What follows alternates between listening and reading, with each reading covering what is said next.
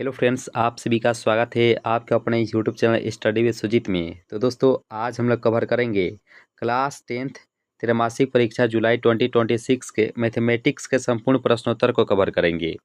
तो जो भी विद्यार्थी पहली बार जुड़े हैं इस परिवार से तो जरूर सब्सक्राइब भी कर लीजिएगा। दोस्तों में भी आपसे जो भी वीडियो को जो है शेयर भी कर दीजिएगा, क्योंकि ये जो पेपर आप सभी को दिया जा रहा है 1000% ओरिजिनल पेपर जो है दिया जा रहा है दोस्त, ठीक है। तो जरूर आप सभी अपने अपने जो दोस्तों में भी शेयर कर दीजिएगा। तो चलिए आज की सेशन को आगाज़ करते हैं और देखते हैं बारी बारी से प्रश्नोत्तर को। तो यहाँ पे आप सभी को रियल पेपर को जो यहाँ पे टाइप करके ला चुके हैं। तो ये जितने भी प्रश्नोत्तर आपसे करवाए जाते हैं सभी जो है 1000% ओरिजिनल पेपर जो है करवाया जाता है।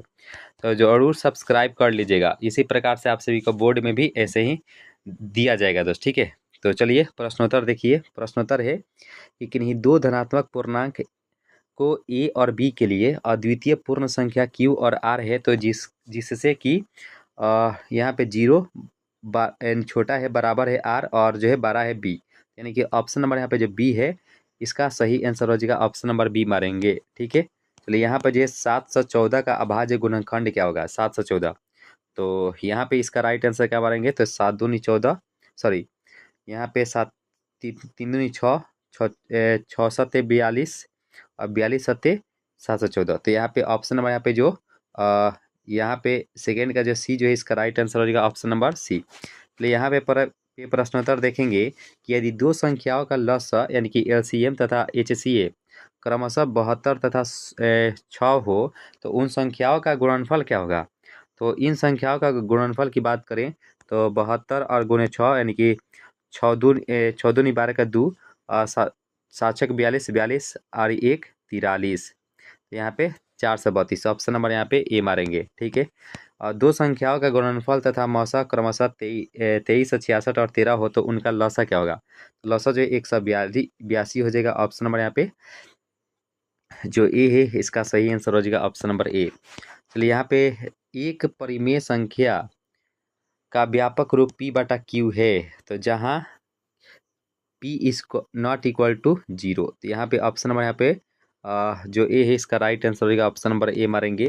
चलिए अपरिमेय संख्या का उदाहरण इनमें से कौन सा हो जाएगा। तो यहाँ पे अपरिमेय संख्या का उदाहरण ये तो ऑप्शन नंबर डी होना चाहिए। तो option number D is the right answer for इसको, सो ऑप्शन नंबर डी मारेंगे। पहली बार जुड़े होंगे तो प्लीज़ सब्सक्राइब भी कर लीजिएगा, दोस्तों में भी जो वीडियो को शेयर भी कर दीजिएगा। निम्नलिखित में से कौन जो सरलतम रूप में है, तो सरलतम रूप में जो है 5/24 है दोस्त, ठीक है। 5/24 जो है इसका सही आंसर हो जाएगा ऑप्शन नंबर सी। तो यहाँ पे 5005 का जो है यहाँ पे गुणनखंड यहाँ पे कौन सा सही है 5005 का। तो चलिए हम लोग इसको गुना करके देख लेते हैं। तो 8 का राइट आंसर हो जाएगा ऑप्शन नंबर यहाँ पे डी होना चाहिए और डी इसका बिल्कुल करेक्ट आंसर हो जाएगा ऑप्शन नंबर डी मारेंगे। पहली बार अगर जुड़े हैं तो प्लीज़ सब्सक्राइब भी कर लीजिएगा, क्योंकि स्टडी विद पर आप सभी को हमेशा ओरिजिनल पेपर का ही सोल्यूशन करा जाता है, वो भी जो है 1000% दोस्त, ठीक है। तो जरूर सब्सक्राइब करके रखिएगा, अपने अपने जो है दोस्तों में भी जो है शेयर कर दीजिएगा दोस्त, ठीक है विद्यार्थी। चलिए यहाँ पे प्रश्नोत्तर देखिएगा कि निम्नलिखित में कौन से युग्म जो है असहभाज्य है। तो असहभाज्य जो है 42 और 55 हो जाएगा, 42 55। तो यहाँ पे ऑप्शन नंबर यहाँ पे जो डी है इसका राइट आंसर हो जाएगा ऑप्शन नंबर डी। तो यहाँ पर निम्नलिखित में से कौन जो बहुपद है, तो बहुपद की बात करें तो ये रूट में नहीं होता है और बाटा के नीचे नहीं होता है बहुपद, तो याद रखेंगे। तो ऑप्शन नंबर यहाँ पे सी इसका सही आंसर हो जाएगा 2x प्लस जो है 3 हो जाएगा ऑप्शन नंबर सी।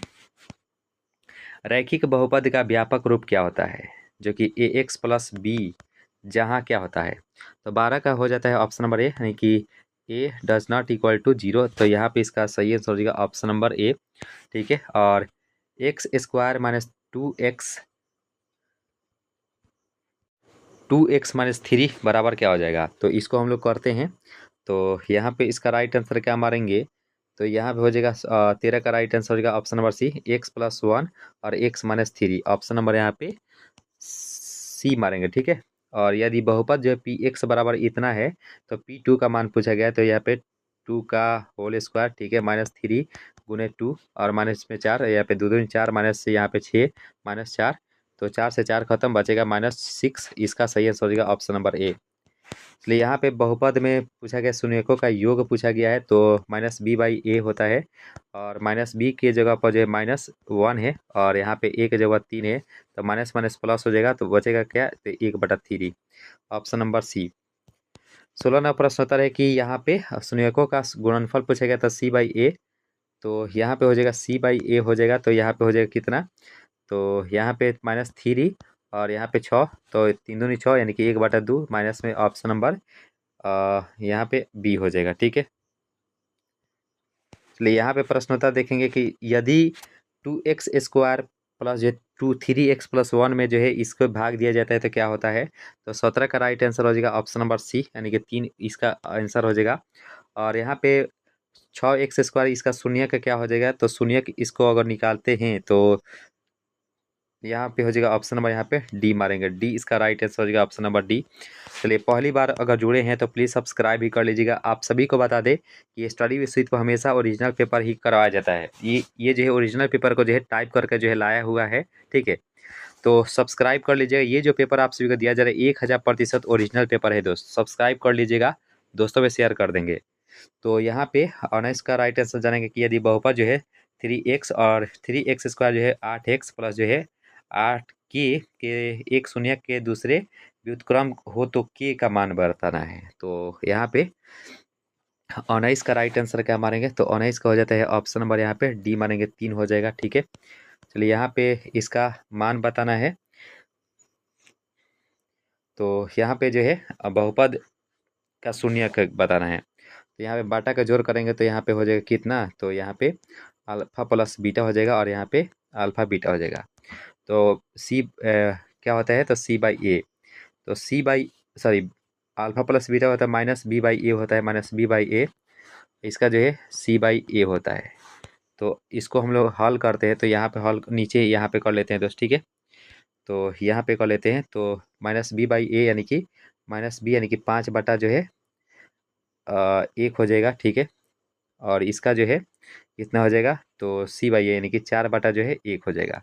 तो -5 अपन जो है 1 से 1 खत्म, और यहाँ पे हो जाएगा 4, तो -5/4 ऑप्शन नंबर यहाँ पे जो ए है इसका राइट आंसर हो जाएगा ऑप्शन नंबर ए। इसलिए यहाँ पे युगपत रेखीय समीकरण इतना दिया गया है, तो इसका अद्वितीय हल के लिए क्या होगा, अद्वितीय हल की बात करें तो यहाँ पे ऑप्शन नंबर बी मारेंगे। ठीक है, 21 का बी, और इसका जो है मान यहाँ पे पूछा गया है एक्स का मान, और देखिए y बराबर इतना रखेंगे तो एक्स में 2x प्लस में जो है 3/3 गुने जो है -4 बराबर जो है 50 है। ठीक है, -4 है। ठीक है, तो 2x और माइनस से यहाँ पे 3 चौका 12, 12 जो जाएगा इधर घट जाएगा, तो हम लोग इधर ही कर लेते हैं, और यहाँ पे -12 घटाएंगे तो कितना हो जाएगा, तो ये 38 हो जाएगा। ठीक है, तो देखिए यहाँ पे थोड़ा सा ऑप्शन थोड़ा सा गलत है। ठीक ठीक है, क्योंकि यहाँ पे आपसे देख रहे हैं कि 2x प्लस जो 3y, और यहाँ पे y बराबर जो है -4 है, तो इसको -4 से जो है गुना करेंगे, यहाँ पे गुना जो है -4 से गुना करेंगे, और बराबर में है 50। ठीक है, तो यहाँ पे 2x और यहाँ पे माइनस जो है 12 हो जाएगा। ठीक है, और बराबर में यहाँ पे 50 है, तो 2x और बराबर में यहाँ पे 50 - 12 घटा लेंगे। ठीक है, तो बचेगा कितना, तो ये 38 यानी कि 2x बराबर जो है यहाँ पे 38 है। ठीक है, तो ये 19 दूरी 38 हो जाएगा, यानी कि x बराबर जो है 19 हो जाएगा। ठीक है, तो यहाँ पे कोई ऑप्शन में गलती है, तो मान लीजिए कि यहाँ पे ऑप्शन नंबर बी यानी कि यहाँ पे 19 ही है होगा, क्योंकि गलती से जो है टाइप हो गया है। ठीक है, चलिए यहाँ पे प्रश्न उत्तर देखेंगे कि यदि दो रैखिक समीकरण, ध्यान दीजिएगा कि आलेख रेखाएं संपाती होती है, उनका हल क्या होगा, 23 का हो जाएगा ऑप्शन नंबर बी। अंततः बहुत्रिय हल हो जाएगा ऑप्शन नंबर बी मारेंगे। ठीक है, 23 का बी।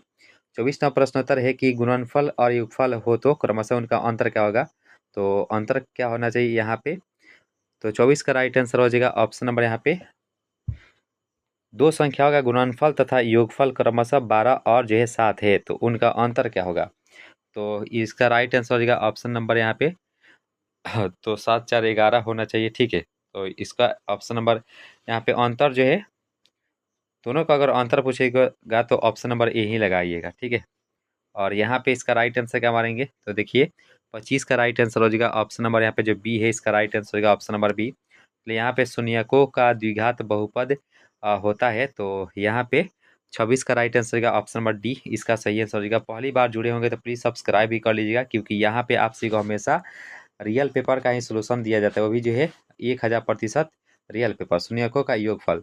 तो ये -b/a होता है, तो यहाँ पे ऑप्शन नंबर ए मारेंगे, ठीक है। और 2 अंकों से बनी XY है, तो इसे लिखा जा सकता है, तो 28 का हो जाएगा option number A. 10x + y हो जाएगा ऑप्शन नंबर ए। यदि किसी भिन्न का अंश उसके हर से 3 ज़्यादा हो तो उसके भिन्न का व्युत्क्रम क्या होगा? तो 29 का हो जाता है ऑप्शन नंबर बी, 4 यानी कि बटा 7। और यहाँ पे 2x ध्यान दीजिएगा, तो यहाँ पे इसका मान कितना होता है 30 का, तो 30 का हो जाएगा ऑप्शन नंबर यहाँ पे बी जो है, इसका राइट 0 निकल कर आएगा ऑप्शन नंबर बी। द्विघात समीकरण से ये प्रश्नोत्तर पूछा गया था दोस्त। ये जो पेपर आपसे करवाया जा रहा है ये रियल पेपर है दोस्त, 1000% रियल पेपर है। आप सभी को पहले ही बता दिया जा रहा है, क्योंकि ये जो पेपर जो है ओरिजिनल पेपर है, ठीक है। और इसको जो है टाइप किया गया है मेरे दोस्त। और द्विघात समीकरण इतना दिया गया है, तो विवेचक का मान कितना होता है? तो b² - 4ac होता है। तो ऑप्शन नंबर यहाँ पे 31 का जो है यहाँ पे जो यहाँ पे ऑप्शन नंबर यहाँ बी, सॉरी यहाँ पे बी दिया गया है, तो यहाँ पे b² यानी कि ऑप्शन नंबर यहाँ पे ए हो जाएगा, ठीक है। चलिए यहाँ पे प्रश्नोत्तर देखेंगे, और यहाँ पे क्या मारेंगे 32 का राइट आंसर हो जाएगा ऑप्शन नंबर यहाँ पे जो बी है, इसका राइट आंसर हो जाएगा ऑप्शन नंबर बी मारेंगे। विवेचक पूछा गया है तो बी। और द्विघात समीकरण के लिए क्या होगा, तो ये वास्तविक और असमान हो जाएगा ऑप्शन नंबर ए। और यह त्रिकोणमिति से सवाल ए पूछा गया था, तो इसका मान जो है 1 निकल कर आता है। 34 का ऑप्शन नंबर यहाँ पर डी मारेंगे, ठीक है। चलिए यहाँ पर जो है 4/5 है, तो इसको अगर ट्रिपलेट करेंगे तो 3 4 5 हो जाएगा, तो यहाँ पे तो 3/5 हो जाएगा, क्योंकि इसका आधार हो जाता है। ऑप्शन नंबर यहाँ पे क्या हो जाएगा 3/5, तो ऑप्शन नंबर ए मारेंगे, ठीक है।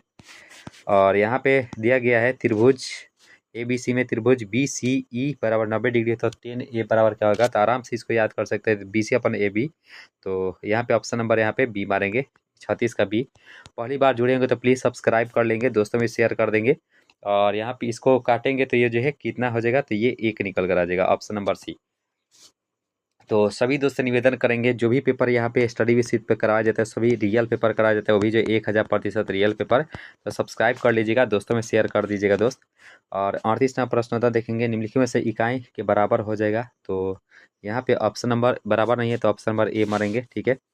तो यहाँ पे जो है कौन यूनिटी के बराबर नहीं है, तो ऑप्शन नंबर ए ही तो है यहाँ पे राइट आंसर। और 39 का राइट आंसर जानेंगे, तो ये हो जाएगा ऑप्शन नंबर 45 डिग्री, क्योंकि इसका मान जो है 45 डिग्री के बराबर होता है 1 ठीक है। और cos 30 डिग्री का मान जो है ये sin 60 डिग्री के बराबर होता है √3/2, ठीक है।